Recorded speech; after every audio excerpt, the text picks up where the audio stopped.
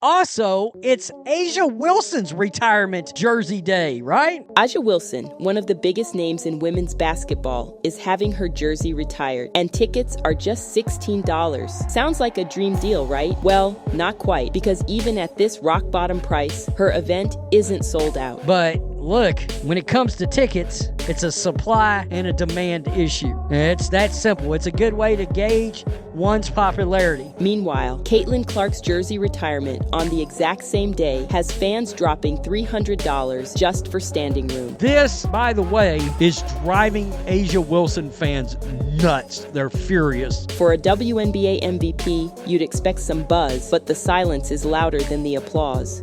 If you wanted the focus to be on Asia Wilson, she'll probably get more attention as the second, most recognized jersey retirement of that day. Wilson's reaction? Let's just say the frustration speaks volumes about the massive gap in fan enthusiasm. Can you wrap your head around this?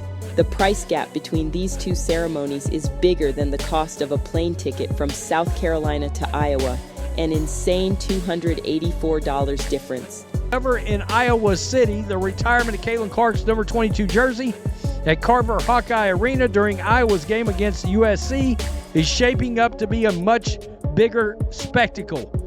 And of course, this was a tweet that went out talking about $200 to $784 with a bunch of tickets listed. A ticket to Aja Wilson's jersey retirement will set you back just $16. Yep, that's less than what you'd pay for a large pizza. Meanwhile, Caitlin Clark's ceremony has fans happily coughing up $300 just to stand in the nosebleed section.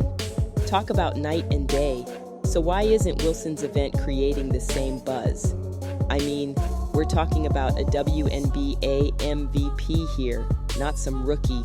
Yet, it's almost like fans don't even realize it's happening. To put it into perspective, $16 at most games might get you a hot dog and a soda, if you're lucky.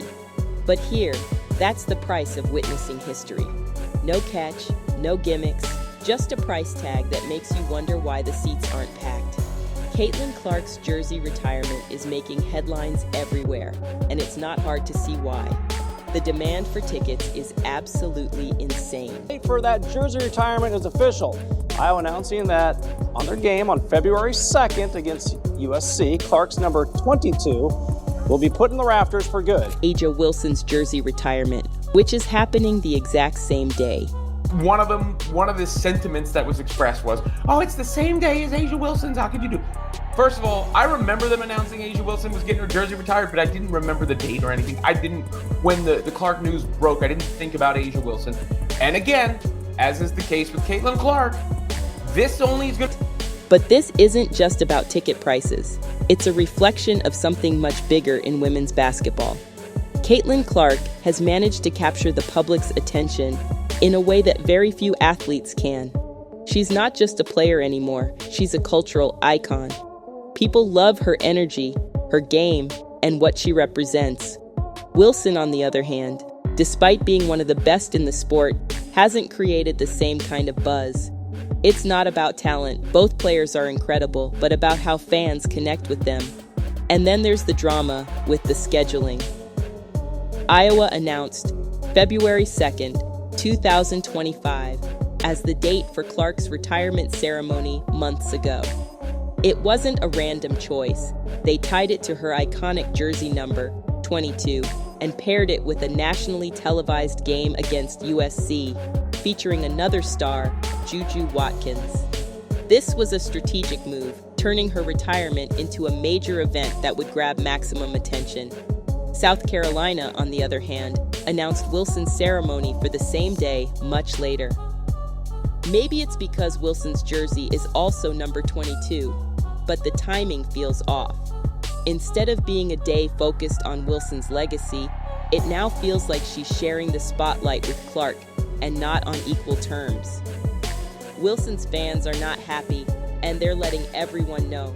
Social media is buzzing with posts from people calling out the scheduling conflict.